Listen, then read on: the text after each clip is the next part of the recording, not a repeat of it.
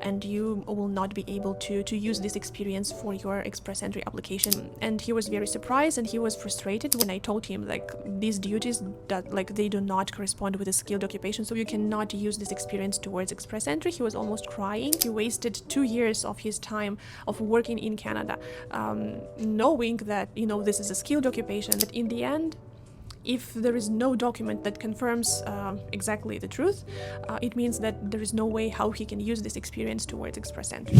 Hello everyone, I hope you're doing great today. My name is Ekaterina Andoni and I'm an immigration consultant here in Canada, helping immigrants to settle in Canada, helping students, workers, and everyone who wants to become a PR holder in Canada or a citizen. In today's video, we're going to discuss an important thing regarding the NOC codes. Maybe you've heard that Canada always prioritized skilled immigration pathways, and everything related to economic immigration is tied very neatly with the occupations and with specific NOC codes. So today we're going to discuss what the NOC codes actually are, how to choose which is your NOC code for the occupation that you're holding at the moment, what documents you would need to prove this is the exact NOC code that you have at the moment, and we're gonna analyze and dive deep into the case study with us at the very end of the video, just to see what common mistakes can be avoided, and it's going to help you to choose wisely when you start your new job in Canada, or if you're preparing the documents to apply for the PR. As always, we're going to have the timestamps, so it's going to be easier for you to navigate through the video. So let's start exactly from what the NOC code is. I have my notes here, and the NOC code actually stands for National Occupation Classification. In simple terms, it means that every single job title is assigned a unique code that helps everyone in Canada understand what duties are assigned to this occupation, to this job. Basically, if you work, doesn't really matter if you work as a cashier or if you work as a teacher or as a government official, by the correct title and the NOC code, everyone would understand what exactly you're doing and what your responsibilities are. That's why it's important. Apart from the NOC code, every job title has its own tier level. Maybe you've heard before, so for skilled occupations, it means that the tier level should be 0, 1, 2, or 3. Tiers 4 and 5 are considered unskilled level occupations. What it means is, as the NOC code just identifies basically what you are doing when you are working in this specific position, the tier level explains what it takes for the applicant to actually enter this position and start working. For example, does your position require university studies to start it and to be eligible to practice this occupation? Or does it require only some on-site training, or maybe just a college level degree would be enough? So the tier identifies what it takes for the applicant and what are the employment requirements to basically be accepted and start this position.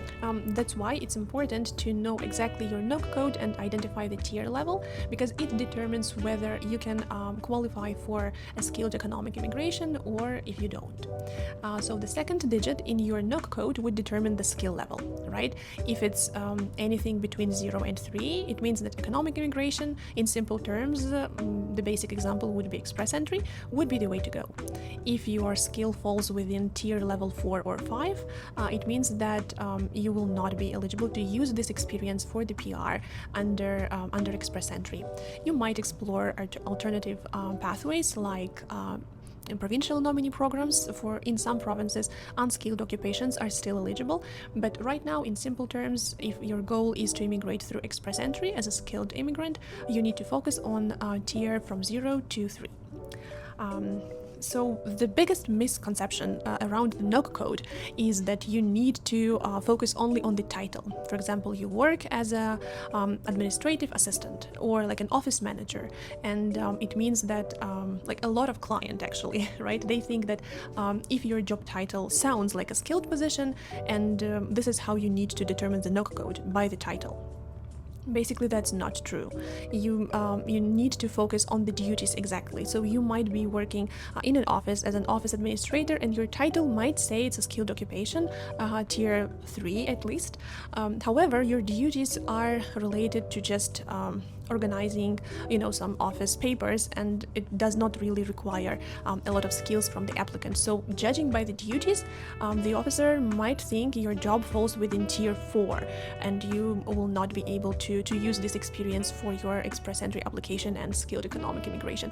That's why it's important. So when we start checking the NOC code, you start from your responsibilities. So you look exactly at what's written in your job offer, what's written in your reference letter, what duties your employer is expecting you to do or what you do on a daily basis, and you determine if the majority of the duties fall within one NOC code or the other. Because in most cases it's kind of complicated to have the exact NOC code and exact position, so all of your duties falls within only one NOC code.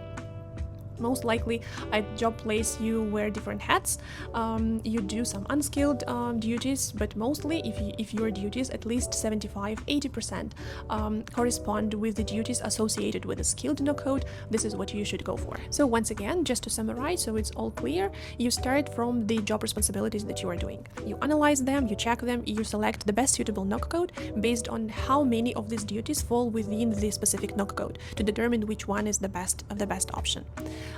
It's a common misconception as well that the better the title sounds, the more advantages it gives you in terms of your profile. Actually, again, that's not true.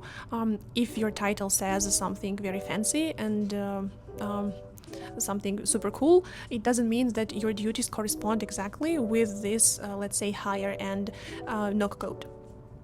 In terms of the points for express entry, any skilled job title and any skilled job NOC code gives you the same amount of points. Doesn't matter if it's tier 3 or tier 2, you get the same amount of points. The NOC code is exactly which NOC code your occupation is can be beneficial in terms of the targeted draws, let's say, right? If your occupation is within the, let's say, healthcare target, which is exactly in demand at the moment, this is what gives you advantage. If your NOC code is within the in-demand positions currently associated with express entry category-based selection draws. The same with trades, the same with educational draws. So this is what gives you advantage, but it does not give you more points. So that's an important thing to know as well. And now moving on to the documents. So let's say you determined your NOC code, you know exactly your duties, everything is ready, but most people think what actually, in terms of the documents, what actually I need to provide to the IRCC. Let's take the same example and continue with it for express entry. So the officer would be waiting for you to see the reference letter, the pay stubs, and the T4.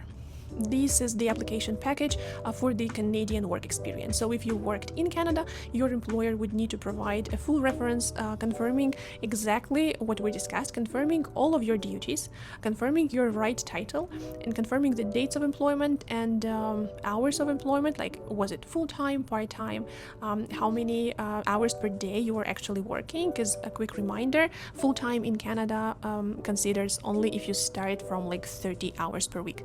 Anything less than 30 hours would not be counted full-time, it would be counted part-time. In this case, all of these details plus your wage or annual salary needs to be indicated on the reference letter. The pay stubs, in their terms, they show that this work was not volunteering, you were getting paid. This is an important thing. So you need to prove to the officer that you got your salary, you got your hourly wage, that you confirmed with the employer in the reference letter.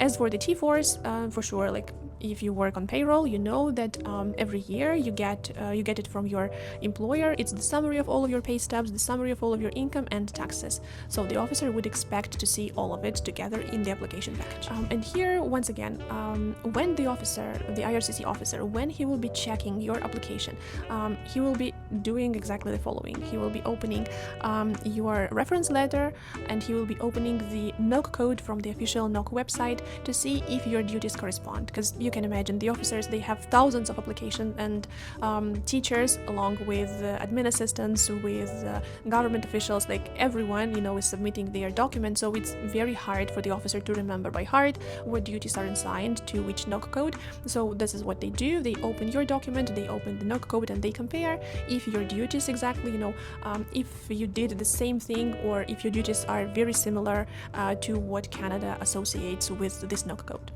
That's why it's it's extremely important. I cannot stress this enough, because specifically this comparison ruined hundreds of applications.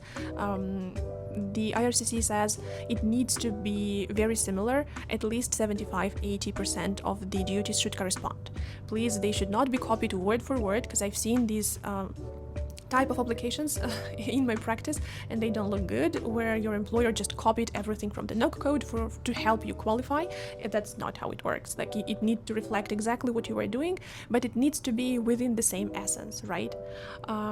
So yeah, for the officer to award you points and to confirm everything, these duties should match. That's why it's important, guys. And now we're gonna move on to the to checking the case study.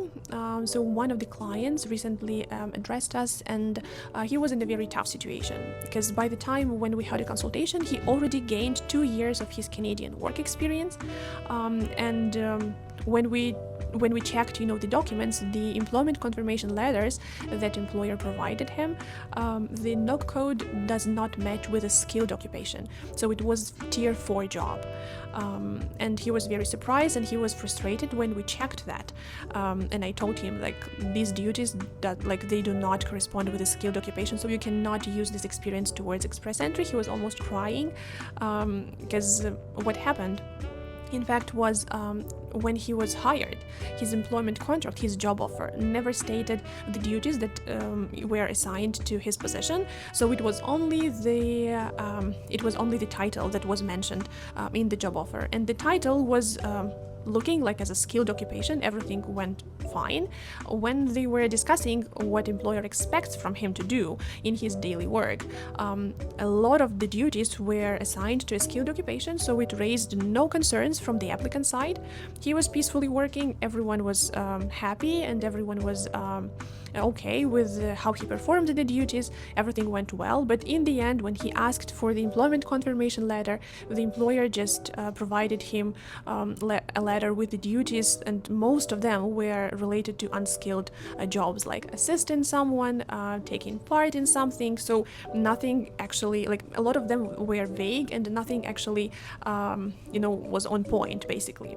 He said, yeah, he did some of the duties, of course, like, it was okay to mention. However, the majority of what he was actually performing was never mentioned in the letter. And in this situation, the employer is frustrated that he did not expect the applicant to request any specific documents for immigration. The employee is frustrated because basically he wasted 2 years of his time of working in Canada, knowing that this is a skilled occupation, basically having proof that he was doing a skilled job every single day during these 2 years. But in the end, if there is no document that confirms exactly the truth, it means that there is no way how he can use this experience towards express entry. So you need to take it as a big advice. When you start your job, you know that your end goal is not only to get your salary, to get income going. Your big goal is to get your useful and valuable Canadian experience, to apply for the PR, and you need it despite which program you're gonna follow in the end. Most of the applicants use express entry because it's specifically designed for you to become a PR sooner. That's why it's express entry. The processing time is faster, like you know the drill, guys. But you cannot use this experience if your duties do not correspond with a skilled occupation. So when you start your job, you remember your end goal. You need to make sure your employment offer states what you're going to be doing, and it's not only between you and employer. You agreed just by talking, and he's nice and everything. Please put everything on paper. Write a follow-up email saying that saying up front, because there is nothing wrong with just telling the employer that you would need him to confirm his experience, your experience with the company in the end of in the end of the year, in the end of your second year, depending on the contract, right? So he knows up front that you need him to provide you with the documents. So he knows from the very beginning that these duties are what you agreed on. This is what you expect to do every single day at your work, and you're going to go above and beyond for sure. For you to be happy, for him to be happy, but say this from the very beginning. Do not start unless you know exactly that these are my duties and it's all confirmed on paper. Better to include all of them in the employment offer. So in the end, there are no doubts, both from your end, from employer end, that these are the duties you performed, and in the end he provides you with the reference letter that fully corresponds with the requirements. I hope you learn from this situation and this advice is helpful.